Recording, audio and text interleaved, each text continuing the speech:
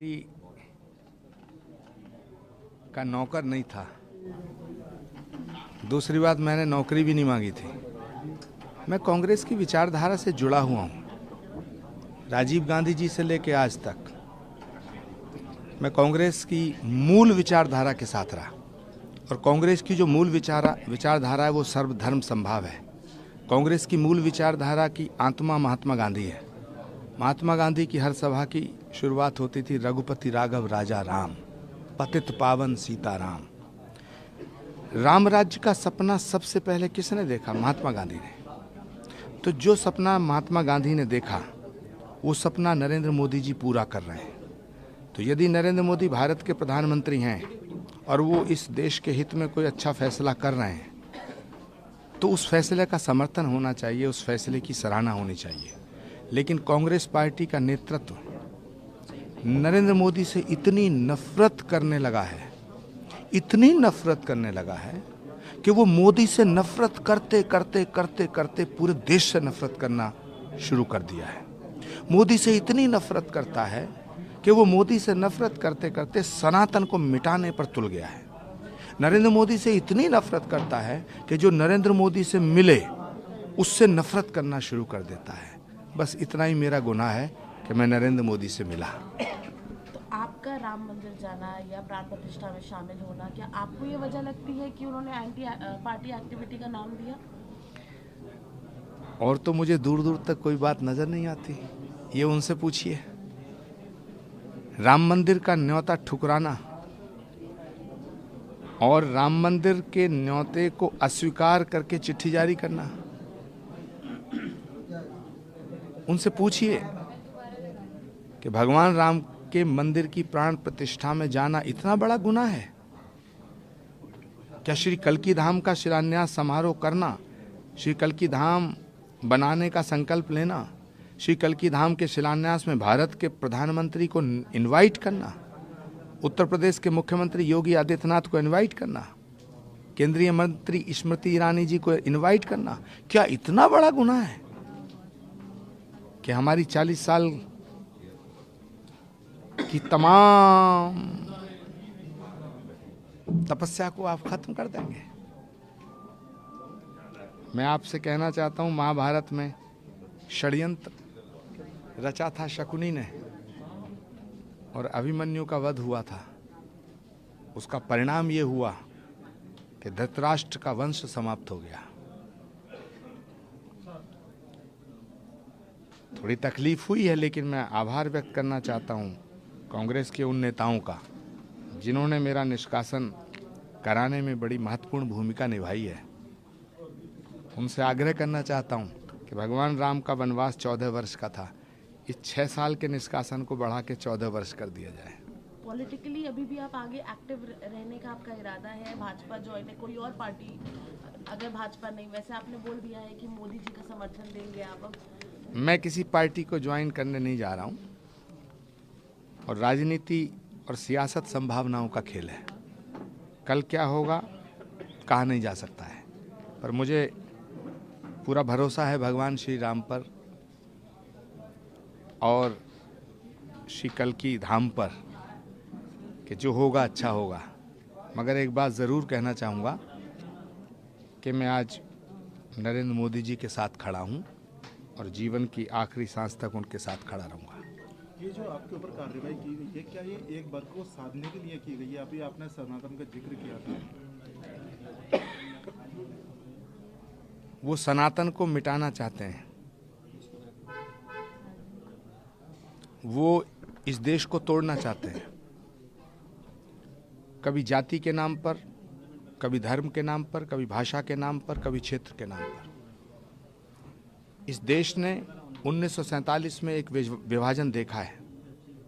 विभाजन की विभीषिका का जख्म इस देश की आत्मा पर आज भी कायम है और मैं नहीं चाहता कि देश का विभाजन एक बार और हो। तो ये जो पूरा विपक्ष है ये नरेंद्र मोदी के खिलाफ नहीं है, ये इस देश की एकता के खिलाफ है। इसलिए मैं आज हृदय से आभार व्यक्त करना चाहता हूं कांग्रेस पार्टी का कि उन्होंने मुझे अब इस अधर्म से मुक्त किया। मुझे कल रात कई न्यूज़ चैनल के माध्यम से ये जानकारी मिली कि कांग्रेस पार्टी ने एक चिट्ठी जारी की है। कांग्रेस पार्टी की तरफ से जनरल सेक्रेटरी ऑर्गेनाइजेशन वेणुगोपाल जी ने एक चिट्ठी जारी की है, जिसमें उन्होंने ये कहा है कि पार्टी विरोधी गतिविधियों के कारण आचार्य प्रमोद कृष्णम जी को 6 साल के लिए कांग्रेस पार्टी से निष्कासित किया जाता है। तो सबसे पहले तो मैं कांग्रेस पार्टी के नेतृत्व का आभार व्यक्त करता हूं कि उन्होंने मुझे कांग्रेस से मुक्ति देने का फरमान जारी किया। साथ ही साथ मैं उनसे ही सवाल करना चाहता हूं, क्योंकि उस चिट्ठी में लिखा है पार्टी विरोधी गतिविधियों की वजह से। तो वेणुगोपाल जी या आदरणीय खड़गे जी कृपया बताएं कि ऐसी कौन सी गतिविधियां हैं जो पार्टी के विरोध में थीं और उन्हें कब पता चला। क्या राम का नाम लेना पार्टी विरोधी है? क्या अयोध्या जाना पार्टी विरोधी है? क्या भगवान राम की जन्मभूमि के मंदिर की प्राण प्रतिष्ठा समारोह का निमंत्रण स्वीकार करना पार्टी विरोधी है? क्या भगवान राम के मंदिर की प्राण प्रतिष्ठा समारोह में सम्मिलित होना पार्टी विरोधी है? क्या श्री कल्की धाम का शिलान्यास कराना पार्टी विरोधी है? क्या नरेंद्र मोदी जी से मिलना पार्टी विरोधी है? क्या उत्तर प्रदेश के माननीय मुख्यमंत्री योगी आदित्यनाथ जी को श्री कल्की धाम के शिलान्यास समारोह का निमंत्रण देना पार्टी विरोधी है? क्या भारतीय संस्कृति, संस्कार और सनातन की बात करना पार्टी विरोधी है?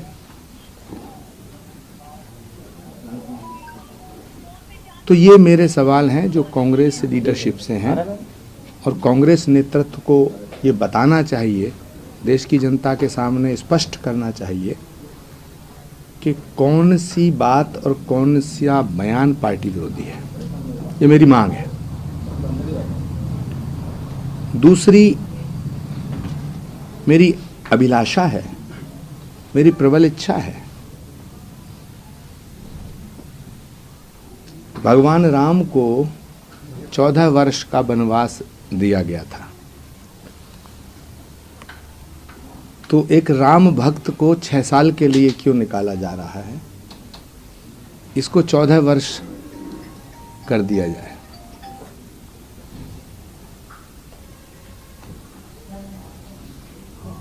मैं छात्र जीवन से, जब मेरी उम्र लगभग 16-17 वर्ष थी, 81-82 में लगभग स्वर्गीय राजीव गांधी जी से मिला था। जब वो संजय गांधी जी के निधन के बाद सांसद बने थे, इंदिरा जी प्रधानमंत्री थी, तब से लेके मैं कांग्रेस से जुड़ा रहा। राजीव जी को मैंने एक वादा किया था, जब वो प्रधानमंत्री बने थे उसके बाद, जब इंदिरा जी की हत्या हो गई थी और राजीव गांधी जी से हमें राजेश पायलट जी ने मिलवाया था। हमने कहा था कि हम आखिरी सांस तक कांग्रेस नहीं छोड़ेंगे, हम अपने जीवन की अंतिम घड़ी तक कांग्रेस पार्टी को नहीं छोड़ेंगे,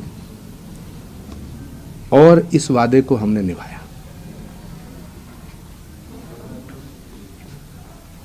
बहुत से ऐसे मोड़ आए, बहुत सी ऐसी बातें आईं, कांग्रेस पार्टी के बहुत से ऐसे फैसले थे जिनसे मैं सहमत नहीं था।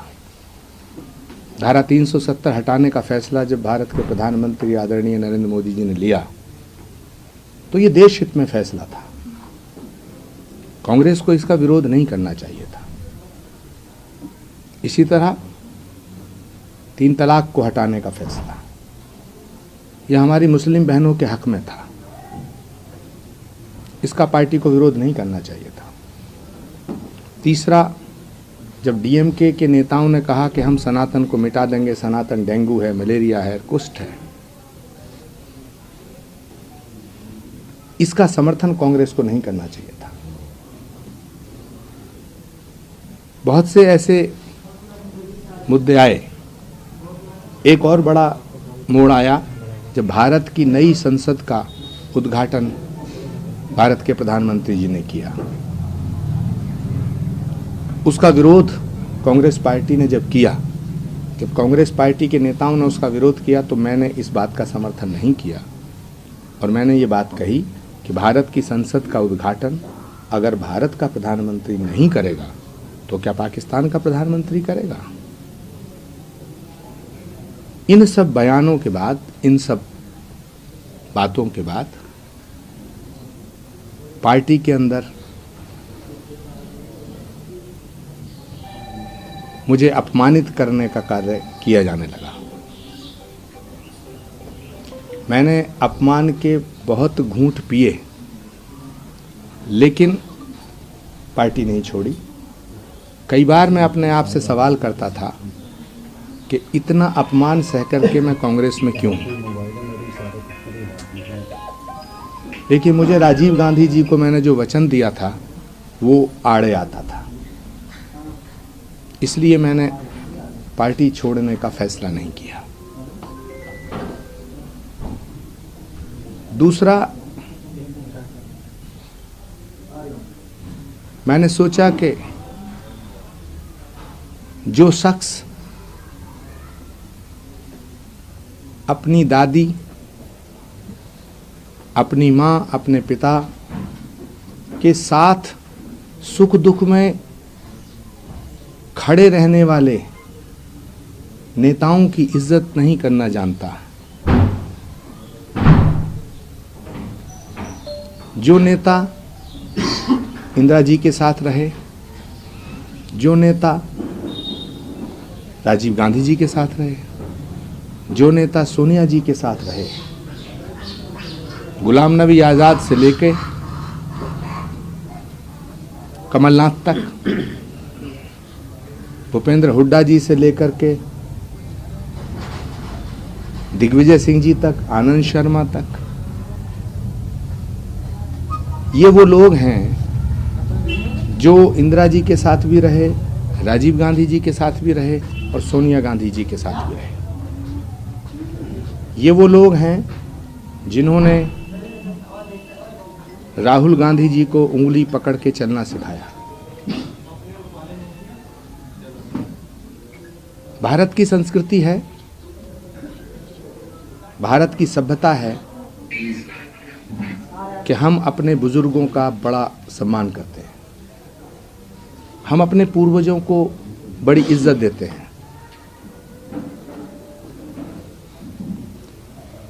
मैंने सोचा, मैंने सवाल किया अपने आप से कि जो व्यक्ति इतने बड़े बड़े नेताओं की इज्जत नहीं करता है, तो फिर यदि मुझको अपमानित किया जा रहा है तो ये कौन सी बड़ी बात है।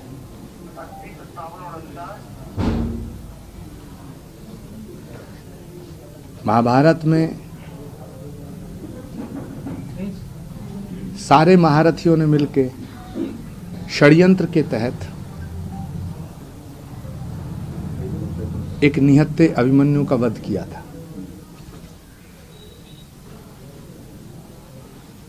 उसका परिणाम इतिहास में दर्ज है। सवाल आचार्य प्रमोद कृष्णम के निष्कासन का नहीं है, सवाल इस बात का है कि वो कांग्रेस जो महात्मा गांधी की कांग्रेस थी, वो कांग्रेस जो सुभाष चंद्र बोस पंडित जवाहरलाल नेहरू, मौलाना आज़ाद और इंदिरा गांधी की कांग्रेस थी, आज उस कांग्रेस को किस रास्ते पे ला करके खड़ा किया गया है। क्या कांग्रेस में रहने का मतलब है कि हमें चमचागिरी करनी ज़रूरी है? क्या कांग्रेस में रहने का मतलब है कि हमें झूठ बोलना ज़रूरी है? क्या कांग्रेस में सिर्फ वो रह सकते हैं जो सनातन को मिटाने की बात करें? क्या कांग्रेस में सिर्फ वो रह सकते हैं जो राम का अपमान करें? क्या कांग्रेस में सिर्फ वो लोग रह सकते हैं जो हिंदू धर्म को और हिंदू आस्था को ठेस पहुंचाने का काम करें? क्या कांग्रेस में सिर्फ वो लोग रहेंगे जो हिंदुओं की आस्था को रोज ठेस पहुंचाने का काम करेंगे? मैं आपके माध्यम से ये साफ कर देना चाहता हूं कि राम और राष्ट्र पर समझौता नहीं किया जा सकता है। निष्कासन बहुत छोटी चीज है। हम अपने प्राणों को भी न्यौछावर करने के लिए तैयार हैं, लेकिन राष्ट्रीय अस्तित्व, राष्ट्रीय अस्मिता और सनातन पर कोई समझौता नहीं किया जा सकता है।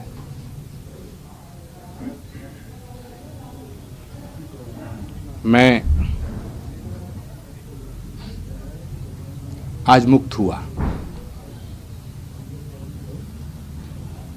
श्री कल्की धाम का शिलान्यास समारोह 19 फरवरी को हो रहा है और मुझे फक्र है, मुझे गर्व है इस बात का कि भारत के प्रधानमंत्री, भारत के यशस्वी प्रधानमंत्री, भारत के ओजस्वी प्रधानमंत्री, भारत के तपस्वी प्रधानमंत्री आदरणीय श्री नरेंद्र भाई मोदी श्री कल्की धाम की आधारशिला रखने आ रहे हैं। पत्रकार साथियों,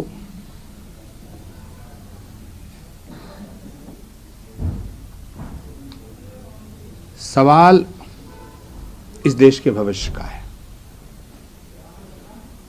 मैं जानता हूं कि लोकतंत्र में एक मजबूत विपक्ष होना बड़ा जरूरी है, लेकिन यदि विपक्ष विरोध के नाम पर, विपक्ष के नाम पर सिर्फ एक व्यक्ति से नफरत करना सिखाता हो, सिर्फ एक व्यक्ति से नफरत करता हो,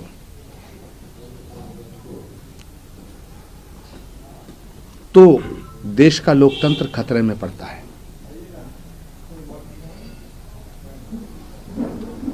विपक्ष का अर्थ यह नहीं होता कि तुम प्रधानमंत्री से नफरत करो।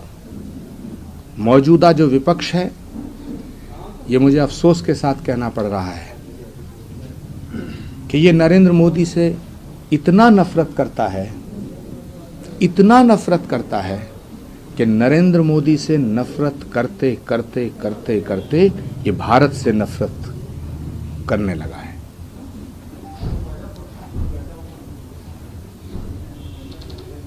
अपना दृष्टिकोण बदले बिना इस देश के लोकतंत्र को नहीं बचाया जा सकता है।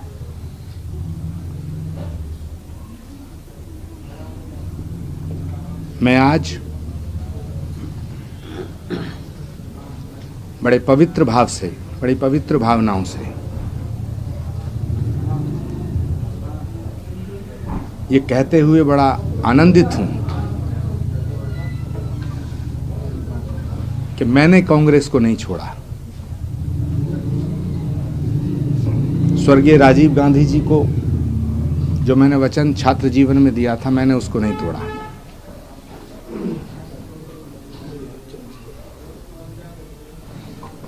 लेकिन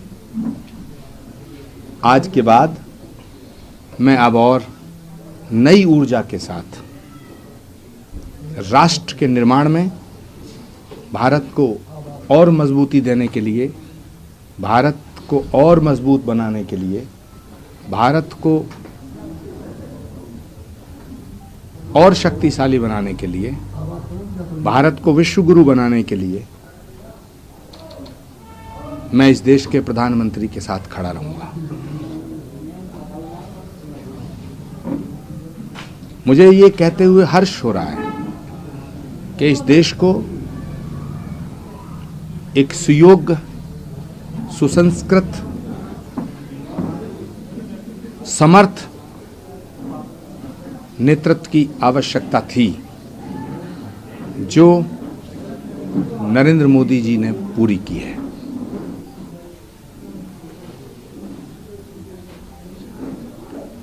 मैं उत्तर प्रदेश के कर्मठ मुख्यमंत्री आदरणीय योगी आदित्यनाथ जी का भी आज आभार व्यक्त करता हूं कि उन्होंने श्री कल्की धाम के शिलान्यास समारोह में आने का मेरा न्योता स्वीकार किया है। कल क्या होगा ये किसी को नहीं पता, लेकिन मैं इतना अवश्य कहना चाहता हूं कि 16-17 साल की उम्र में मैंने जो वचन राजीव गांधी जी को दिया था वो आज तक निभाया है, और आज इस उम्र में एक संकल्प ले रहा हूं कि मैं आजीवन नरेंद्र मोदी के साथ खड़ा रहूंगा। मैंने अपनी बातों को बड़े पवित्र भाव से रखा है। मैं कांग्रेस के उन सभी नेताओं का आभार व्यक्त करना चाहता हूं जिन्होंने श्री कल्की धाम का समर्थन किया, जिन्होंने मेरे प्रति सादर सम्मान व्यक्त किया, जिन्होंने मेरा सम्मान किया। कांग्रेस पार्टी में आज बहुत मायूसी की लहर है। हर कोई नेता पूछ रहा है कि आचार्य प्रमोद कृष्णम का कसूर क्या था। क्या आचार्य प्रमोद कृष्णम का कसूर ये है कि वो राम मंदिर के प्राण प्रतिष्ठा समारोह में गए? क्या आचार्य प्रमोद कृष्णम का कसूर ये है कि वो नरेंद्र मोदी जी से मिले? या आचार्य प्रमोद कृष्णम का कसूर ये है कि वो योगी आदित्यनाथ जी से मिले? मैं उन सभी नेताओं का आज आभार व्यक्त करना चाहता हूं जिन्होंने कांग्रेस पार्टी में रह के मेरा साथ दिया। लेकिन मैं सभी नेताओं से आज आपके माध्यम से एक बात कहना चाहता हूं कि जो शख्स अपनी मां और अपनी बहन की इज्जत नहीं कर सकता, वो इस देश का सम्मान क्या करेगा? जो शख्स अपनी विरासत को संभाल नहीं सकता, वो भारत को कैसे संभाल पाएगा? सब अपनी अपनी जगह सोचें, चिंतन करें। राजनीति छोटी है, राष्ट्र बड़ा है। हम एक दिन सब मिट जाएंगे, लेकिन ये राष्ट्र नहीं मिटना चाहिए, ये भारत नहीं मिटना चाहिए। मैं कांग्रेस पार्टी के उन नेताओं का भी आज आभार व्यक्त करता हूं जिन्होंने कांग्रेस से मुझे मुक्त करने की चिट्ठी जारी की है। बहुत बहुत धन्यवाद। आचार्य जी, अब ये माना जाए कि आपके नई पारी बीजेपी साथ शुरू हो गई।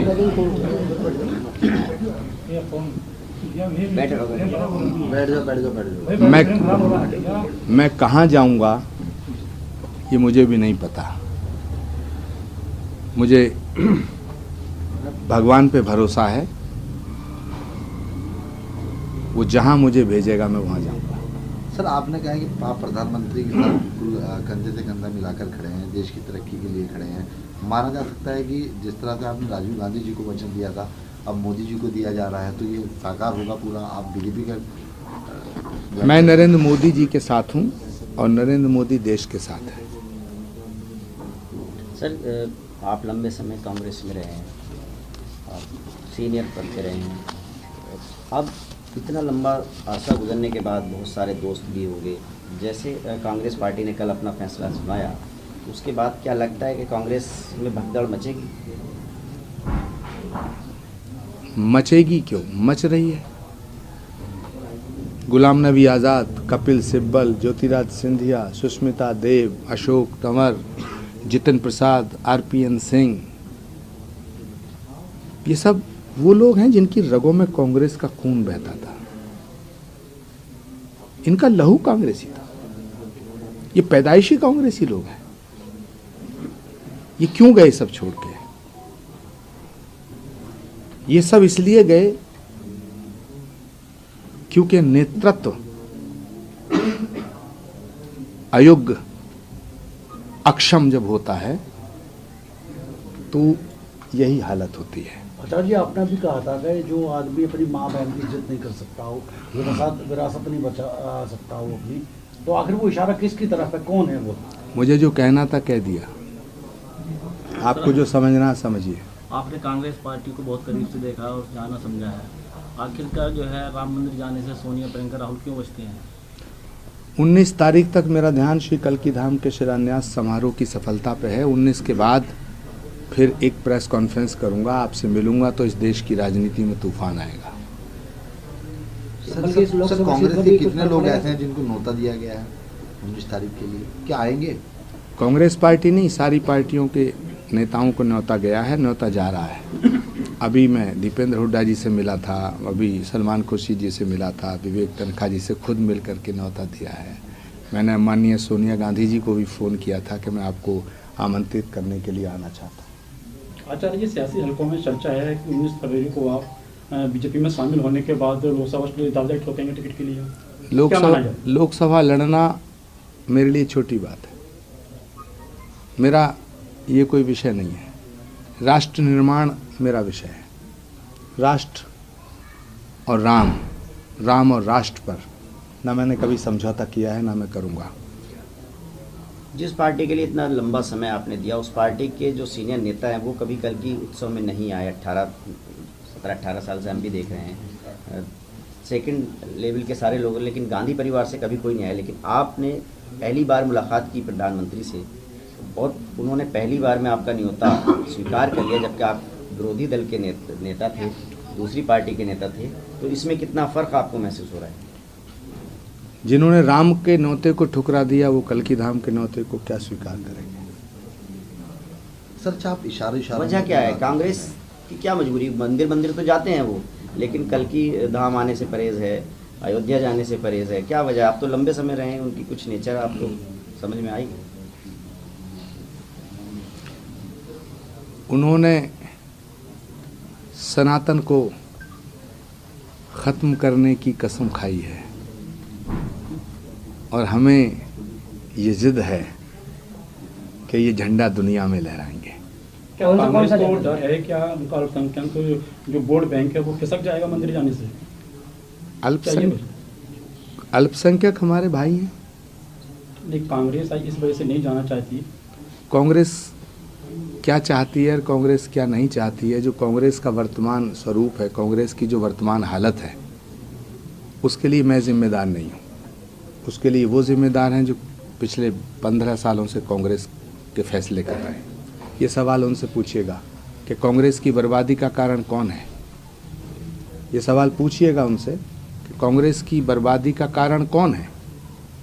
क्या भगवान राम हैं, श्री कल्की धाम है, या वो लोग हैं जो कांग्रेस के फैसले कर रहे थे, या वो लोग हैं जो कांग्रेस के फैसले ऐसे कर रहे थे जो देश की जनता को चुभ रहे थे। सर राजस्थान में भी सचिन पायलट के लिए आपने बयान दिया, आपने उनका समर्थन किया, प्रियंका गांधी के आप सलाहकार रहे, आखिरकार परिवार के सदस्य थे राहुल गांधी और प्रियंका गांधी, आप सलाहकार थे प्रियंका गांधी के।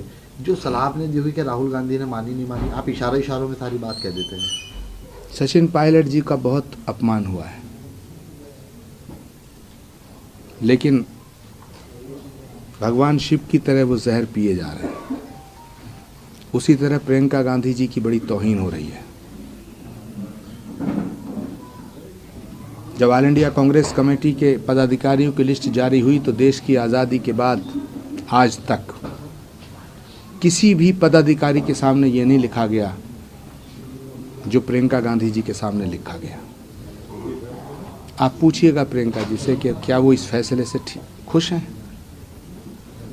उनके आगे लिखा गया कि Priyanka Gandhi general secretary without any portfolio, यानी आप जनरल सेक्रेटरी हैं लेकिन कोई काम नहीं करेंगी। पूछिए उनसे, पूछिए प्रियंका गांधी जी से कि आज राहुल गांधी जी की यात्रा चल रही है 1.5 महीने से, उसमें क्यों नहीं जा रही। तो सवाल इस बात का है कि ये जो अपमान किया जा रहा है उनका और बाकी लोगों का, ये किसके इशारे पे हो रहा है? क्योंकि हमारे अध्यक्ष जी तो रबड़ स्टैंप हैं। सर आपको तो निष्कासित कर ही दिया है, क्या सचिन पायलट या और जो कांग्रेस के जिनके आप करीबी रहे हैं उनकी भी घड़ी आपकी तक पहुंचेगी? सर इशारों में नहीं बताना, खुल के बोल देना थोड़ा। मैंने जो कहना था कह दिया। मैं व्यक्तिगत और बातें नहीं करना चाहता। मेरा आपसे निवेदन है कि व्यक्तिगत सवाल ना पूछें। ठीक है सर। 19 फरवरी के बाद फिर हम मिलेंगे हाँ ठीक। और फिर आप जो मर्जी सवाल पूछना। 19 फरवरी के बाद की पत्रकार वार्ता का इंतजार करिएगा। कांग्रेस में क्या क्या होता है, कांग्रेस में क्या क्या हो रहा है, कांग्रेस में कौन कौन क्या क्या कर रहा है, इस पर मैं सब बात करूँगा। नमस्कार, मैं हूं रवि सक्सेना। अगर आपको मेरी ये वीडियो अच्छी लगी हो तो आप सब्सक्राइब और लाइक जरूर कीजिएगा।